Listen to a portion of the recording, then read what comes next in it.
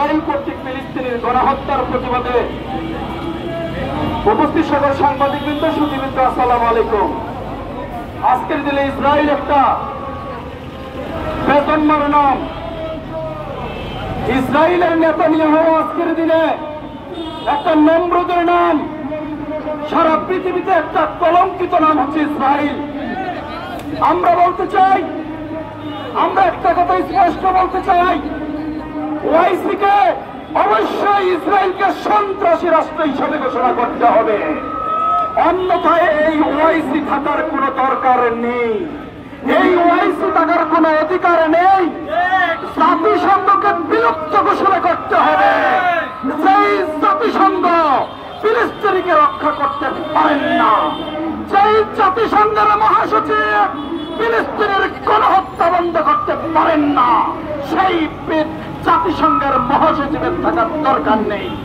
আমরা আজকের এই সমাবেশ থেকে জাতিসংঘের মহাসচিবের পদত্যাগ দাবি করছি।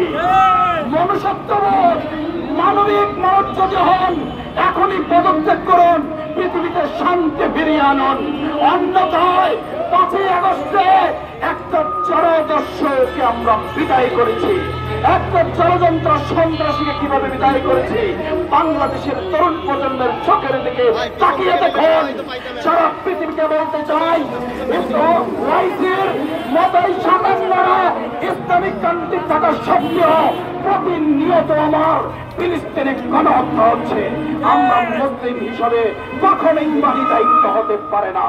আমরা প্রস্তুত আছি, এদেশের 20 কোটি মুসলমান, এদেশের 20 কোটি মানুষ রক্ত দিতে আমরা প্রস্তুত আছি বাংলাদেশ বিশ্ব তৈরি করতে। আমরা উদাত্ত আহ্বান জানাচ্ছি ডক্টর মোহাম্মদ ইউনূসের প্রতি, আপনি একটা ঐক্যের ডাক দিন। পুরো পৃথিবীকে একত্রিত করার, পুরো পৃথিবীকে মানবিক করার একটা ঐক্যের ডাক দিন। 20 কোটি মানুষ আপনার সাথে আছে। আপনি পৃথিবীতে একজন মানবিক মানুষ, পৃথিবীতে একজন পরিচিত মানুষ, একজন প্রাপ্য মানুষ। আপনারা তাকে পুরো পৃথিবী সাড়া দিবে। আজকে পুরো পৃথিবীতে একজন সব সকল মোড়লরা চুরি করে আছে, চুরি করে আছে।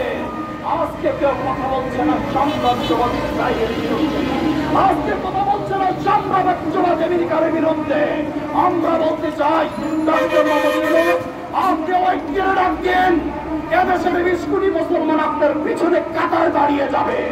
আপনি ঐক্যের ডাক দেন, পুরো মুসলিম বিশ্ব আপনার ঐক্যবদ্ধ পতাকা তলে এসে হাজির হবে। আগামী দিনে একটি মানবিক বিশ্ব তৈরি করতে চাই। হিংসা, ভেদাভেদ, আজকে সিয়া-সুন্নির দ্বন্দ্ব, রাজনৈতিক দ্বন্দ্ব ভুলে আমরা এক কাতারে দাঁড়াতে চাই। আজকে কেন মুসলমানরা নির্যাতিত হবে? 200 কোটি মুসলমান পৃথিবীতে।